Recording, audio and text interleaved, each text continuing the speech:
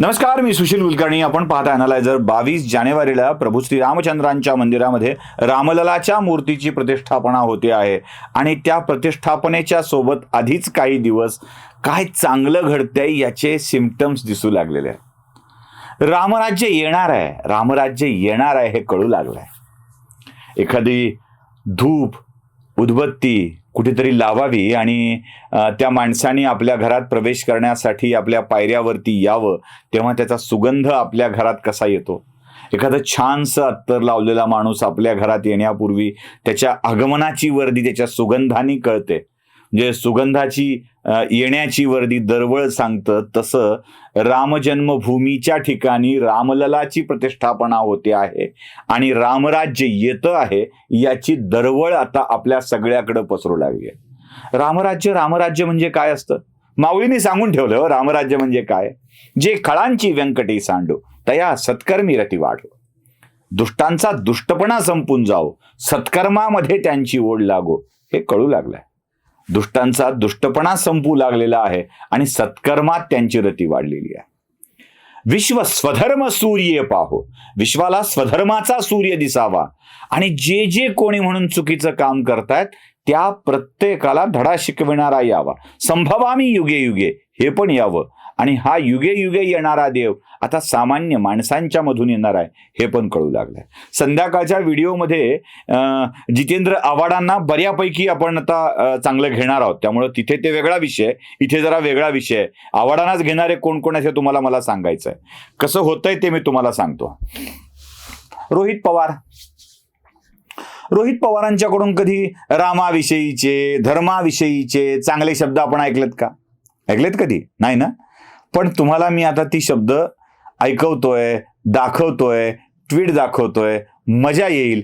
ऐकून घ्या आपल्या ट्विटमध्ये रोहित पवार काय म्हणतायत. आज नको त्या विषयावर बोलून वाद वाढवून घेण्यापेक्षा राज्यातील वाढती बेरोजगारी, ढासाळलेली कायदा व सुव्यवस्था, महिलांची सुरक्षितता, शेतमालाला भाव नसणं, महाराष्ट्रातील उद्योग गुजरातमध्ये पळवणं, जाती जातीमध्ये निर्माण केला तणाव या ज्वलंत विषयावर बोलून सरकारला धारेवर धरण्याची अधिक गरज आहे. देव आणि धर्म या प्रत्येकाचा व्यक्तिगत विषय असून याबाबत प्रत्येकाची श्रद्धा असल्याने कुणीही याचं राजकारण करू नये. पण देवधर्माच्या नावावर जे राजकारणाचा बाजार करतात त्यांना ते लखलाप. अशा राजकीय व्यापाऱ्यांना जनता चोख उत्तर दिल्याशिवाय राहणार नाही. त्यामुळे देव या विषयावर अनावश्यक बोलून विरोधकांच्या सापळ्यात न अडकण्याचे भान सर्वांनीच ठेवलं पाहिजे, अशी एक नागरिक म्हणून माझी भावना आहे. ऐकलं? रोहित पवारांनी पहिल्या भागात भाजपला झोडपायला संधी ठेवली आहे. म्हणजे पहिल्या पॅराग्राफमध्ये भाजपला ठोकून काढले, हे सरकार कसं आहे वगैरे वगैरे. आणि नंतर मात्र त्यांनी जितेंद्र आव्हाडांनाच ठोकलाय. कशा करता बोलता, काय गरज आहे बोलण्याची, असलं बोलू नये, धर्म प्रत्येकाचा व्यक्तिगत विषय आहे, सन्मान ठेवला पाहिजे, नको त्या विषयावर बोलायला नको, असं आव्हाडांना रोहित पवारांनी सांगून ठेवलंय. काय काय बघा ना. जे खळांची व्यंकटी सांडो तया सत्कर्मी रती वाढो. रोहित पवारांना धर्म हा प्रत्येकाच्या आस्थेचा विषय वाटतोय, यापेक्षा आनंदाची गोष्ट दुसरी कुठली असावी? बरं, एकटे रोहित पवार आहेत का? म्हणजे उगी रोहित पवारांना वाटलंय म्हणून मी या विषयाकडे जातोय का? अजिबात नाही. अमोल मिटकरी, हो अमोल मिटकरी, ज्याला आपण मीठ आणि करी हे दोन शब्द वेगवेगळे वापरून किती वेळेला बोललोय, ते अमोल मिटकरी, त्यांनीही ट्विट करून आव्हाडांना काय झापून काढलंय. संध्याकाळी मी झापतोय, संध्याकाळचा व्हिडिओ नक्की बघा. आव्हाडांना काय झापून काढलंय. मस्त असला, मस्त टोला लगावला ना. म्हणजे काय ऐकायचंय तुम्हाला? ऐका. संविधानाचा डंका पिटणारे ठाण्याचे नेते कदाचित संविधानाची उद्देशिका विसरलेत. भारतीय संविधानाने प्रत्येकाला श्रद्धा व उपासनेचे अधिकार दिले आहेत. प्रभू रामाबद्दल वादग्रस्त वक्तव्य करून आपलं शिबिर चर्चेत ठेवण्याचा प्रयत्न करणाऱ्या नेत्याने श्रीराम मांसाहारी होते हे सिद्ध करावे. ऐकलं ना. आता अमोल मिटकरींच्या तोंडी सिद्ध करा राम मांसाहारी होते. याला कमाल झाली राव. एवढ्या प्रभू रामचंद्रांचं आगमन एवढा चमत्कार करू शकेल असं मला वाटलं नव्हतं. येतोय ना दरवळ तुमच्या कानावर? बरं, हे दोन सोडा.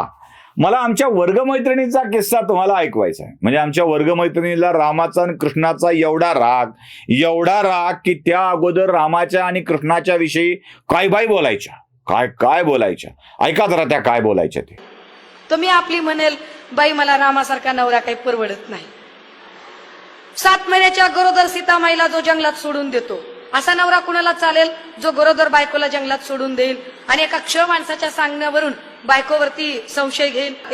एका क्ष माणसाच्या सांगण्यावरून रामाच्या मनात शंका आली की 14 वर्ष सीता तिकडे एकटी होती, परंतु काय अशी शंका कधी सीतेच्या मनात आली नसेल का? रामराम, काय मला एकटीलाच विचारता बरं सारखं सारखं की 14 वर्ष तिकडे होतीस, एकटी होतीस? अहो रामराम, 14 वर्ष मी इकडे लंकेत असताना तुम्ही पण तिकडं जंगलात शबरी सोबत उष्टे बोरं खात फिरतच होतात की. मग तुमचं काही कुठं हमने तुमको देखा, तुमने हमको देखा, रामराव कुछ हुआ की नाही?